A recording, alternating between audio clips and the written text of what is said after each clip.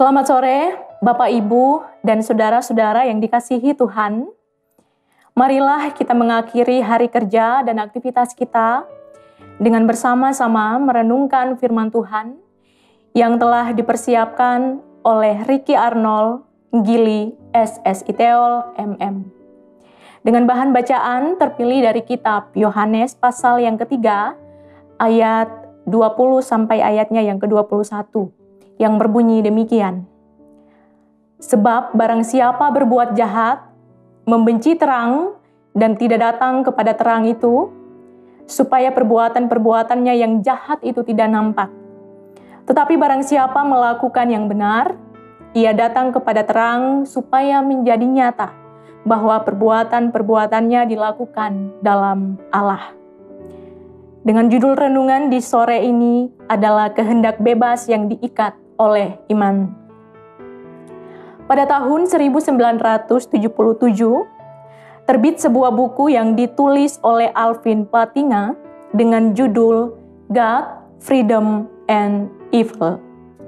Buku ini merupakan bentuk pembelaan logis terhadap kehadiran kejahatan sebagai bentuk ketiadaan Tuhan oleh J.L. Mackie. Mackie membangun sebuah formulasi menarik untuk menyerang orang-orang yang beriman. Ia mengeluarkan pernyataan logisnya bahwa jika Tuhan Maha Kuasa, Maha Tahu, dan Maha Baik, maka tidak mungkin ada kejahatan. Dan dengan adanya kejahatan, maka sifat Maha dari Tuhan dan bahkan Tuhan itu sendiri sebenarnya tidak ada. Hal ini dibantah oleh Plantinga dalam bukunya. Menurut Plantinga, kemahakuasaan Tuhan ada dalam manusia sebagai ciptaannya yang diberikan kebebasan. Menurut Plantinga, saat ini manusia sulit mencari tahu kemahakuasaan Tuhan. Di atas overlapping kehendak manusia yang telah terjadi berabad-abad pasca peristiwa penciptaan. Lalu bagaimana melihat Tuhan dalam kehendak bebas manusia? Paulus dalam suratnya menjelaskan bahwa setiap individu yang telah bersekutu dengan Yesus harus mampu mengendalikan kehendak bebasnya di dalam iman kepada Yesus.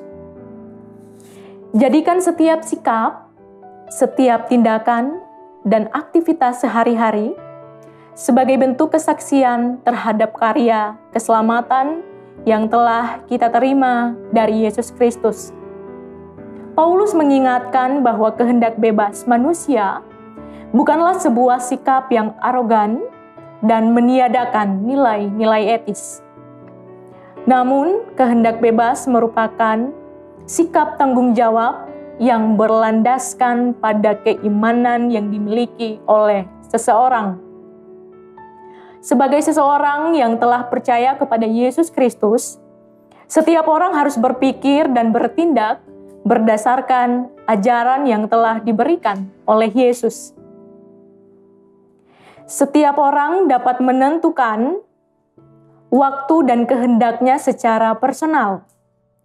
Karena dengan menyadari tanggung jawab di atas iman kepada Yesus Kristus, maka setiap orang dapat menjadi alat kesaksian sebagai ciptaan Tuhan. Plantinga kemudian membela kemahakuasaan Tuhan lewat rasionalitas logika. Namun Paulus mengajarkan kepada setiap orang Kristen untuk membela dan menjaga kemahakuasaan Tuhan lewat menjadikan kehendak bebas setiap individu sebagai alat kesaksian iman kepada Tuhan. Untuk itu, bertanggung jawablah di dalam iman, sehingga kehendak bebas kita merupakan bentuk persekutuan dengan Kristus. Dari renungan tadi, mari bersama-sama kita berefleksi bahwa kehendak bebas harus membuat kita memahami bahwa Allah menciptakan alam semesta ini begitu sempurna. Untuk itu dalam kehendak bebas, tunjukkanlah kesempurnaan yang telah diberikan Allah tersebut. Mari kita berdoa. Ya Tuhan, ajarlah kami untuk selalu memahami kemahakuasaan-Mu, dan ajarlah kami untuk selalu menjadi pribadi yang selalu mau bertanggung jawab di dalam setiap pilihan-pilihan dan setiap keputusan yang kami ambil. Amin.